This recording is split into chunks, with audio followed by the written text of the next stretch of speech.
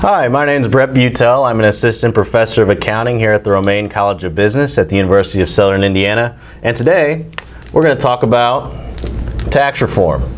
Now, you may have seen in the news lots of headlines about tax reform. Tax reform has gained a lot of steam in the previous months. Really, the last couple of weeks, things have heated up pretty quickly.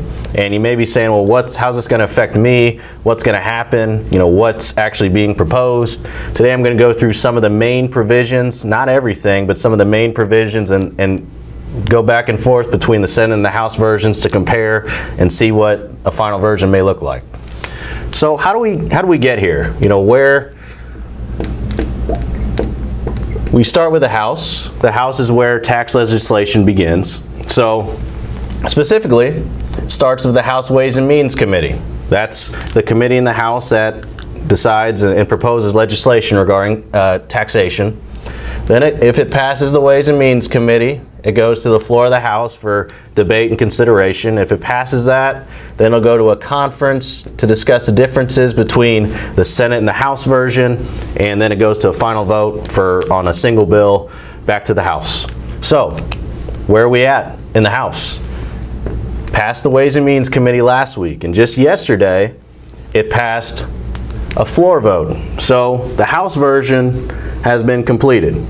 Now, we go over to the Senate. The Senate has to pass its version of the tax bill. It starts specifically with the Senate Finance Committee, a committee of members of the Senate that decide tax matters. Then it goes to the floor of the Senate, same thing as the House, and then any differences are ironed out in conference between the House members and the Senate members, and it goes to a final vote. Just yesterday, passed the Senate Finance Committee late last night. So now we're at this stage. It's going to the floor of the Senate. So we'll see what happens. There's a lot of different proposals. We'll go through some of the main ones. So we've got the House bill passed and completed. We're waiting on the Senate. So what's in the House version? So, well, before we go to that, what's the same between the two? Well, both are wanting to raise the standard deduction. And if you are unfamiliar with tax, you may be saying, well, what the heck's a standard deduction? Standard deduction is just a statutory amount that the government gives you as a deduction from your adjusted gross income right off the top. It's just a standard number. Both the House and the Senate versions are raising that number, which would mean less people are itemizing. Also, rates are being lowered. So you're getting lower rates in both bills. Now, there's other parts of the bills that may not necessarily mean that everyone's taxes are going to go down the same, but generally speaking, rates are being lowered in the House and the Senate versions. They're being done differently, but generally speaking, they're being lowered.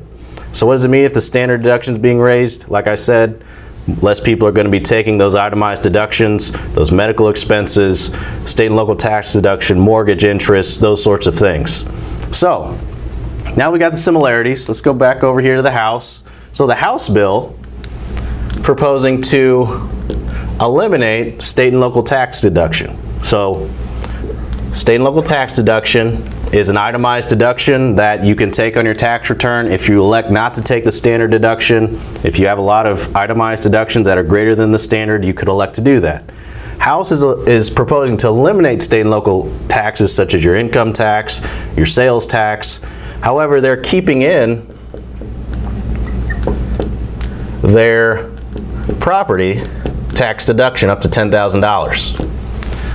So, and that was a big struggle in the House because there are some Republican congressmen and women that are in some high tax states such as California, New York, some of the higher tax states. So those members were against the bill, and in fact, there were no Democrats that voted for the bill, but 12 of the 13 Republicans that voted against the bill were in those high tax states, and I'd say that's a big reason why. Also in the House bill, you got your mortgage interest that you can deduct as an itemized deduction. However, there's a limit, and it's being lowered to $500,000.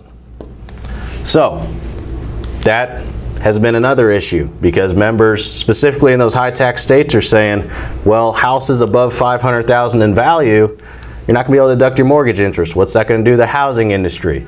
And you may think, well, $500,000, that's a really nice house.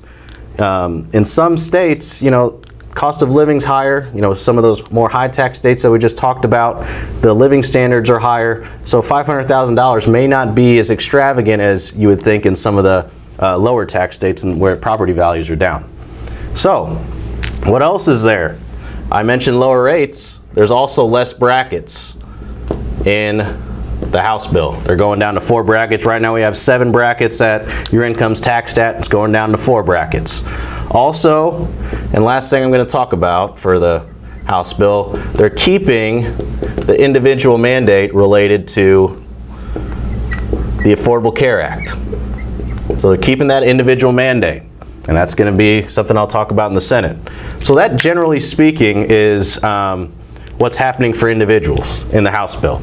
There's one thing I'd like to mention, and I won't go into all the business tax aspects of this bill, but the corporate tax rate is being reduced. It's going down. And that's scheduled to happen in 2018. So we've got all the individual effects, and we got the corporate tax rate also going down as part of the tax legislation. So that's a lot going on, and there's a bunch of other provisions that we're not going to get into: elimination of the medical expense deduction, elimination of casualty loss deduction, but those are the main ones. So that has been passed. That has been passed in the House. The Senate, though, their ball's in their court. So what's the Senate version do? We'll compare and contrast. State and local, eliminated completely. State and local tax deduction.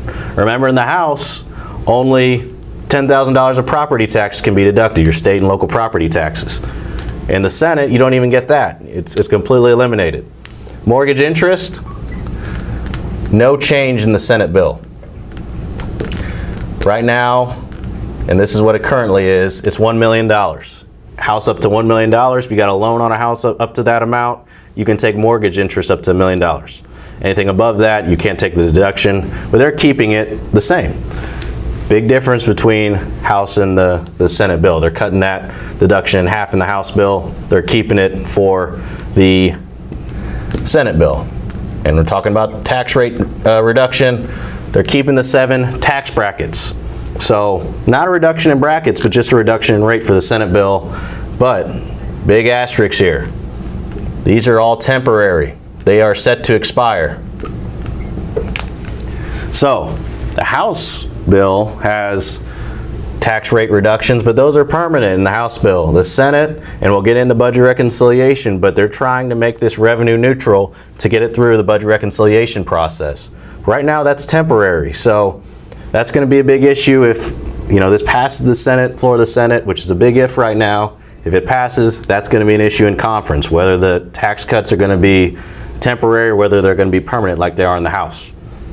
Also, the individual mandate is being repealed.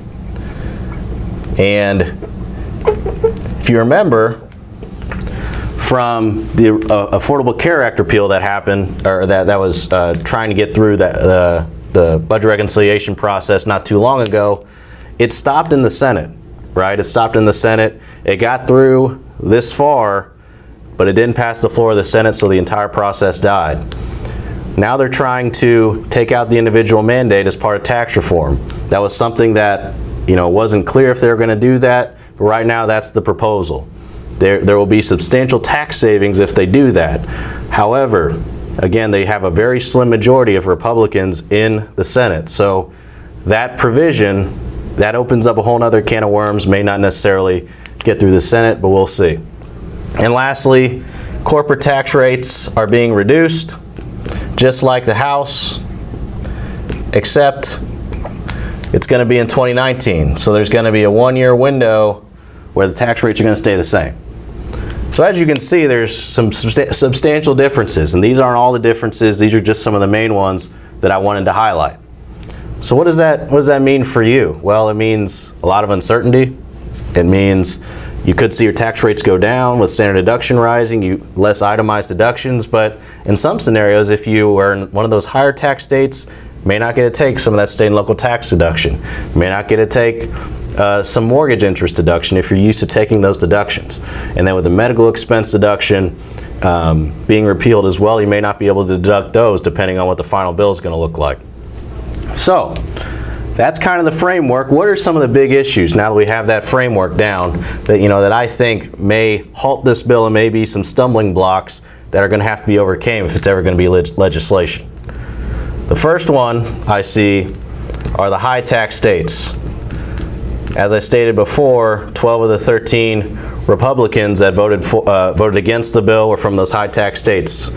I would like to think that one of the main reasons is because of the state and local tax deductions being eliminated.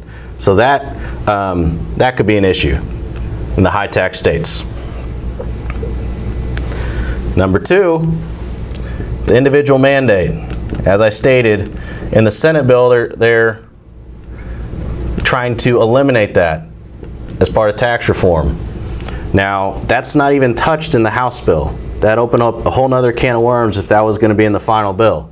So not only might it stall the Senate, but if this ever gets to conference, that's going to be a big issue because the House didn't even vote on any part of that yet. So if that comes back to a final floor vote in the House, that could be an issue if it gets out of the Senate. And lastly, I mentioned the budget reconciliation process. This is the process that's trying to be used to get legislation through without having to have a filibuster-proof Senate. Now, if it didn't go through budget reconciliation, a simple majority wouldn't cut it because the Democrats in the Senate could filibuster and basically stop any legislation from going to a vote. So that's an important process, but also it has to be revenue neutral over a 10-year period. If it increased the deficit beyond that, the tax cuts are going to expire and the tax bill is going to expire. So individual mandate, going to be an issue, but the budget reconciliation process, whenever you're cutting rates, raising the standard deduction, lowering rates, that's going to be lower revenue for the most part. For the federal government. Now, that may boost the economy some, but it's tough to project that. It's not always a guarantee. So these are the three issues that I see, but there could be more depending on what the Senate does. But right now we're waiting on the Senate, so we'll see what happens. But we'll see. But hopefully you found this video helpful. Tax is really complicated stuff, so I know a lot's going on, especially when we've got two bills to talk about. But hopefully you found it helpful. Hopefully you'll pay attention to what's happening in the news and be more interested in what's going on. So thank you for tuning in. And then, again, I'm Brett Bueltel at the University of Southern Indiana, and I appreciate you tuning in. Thanks.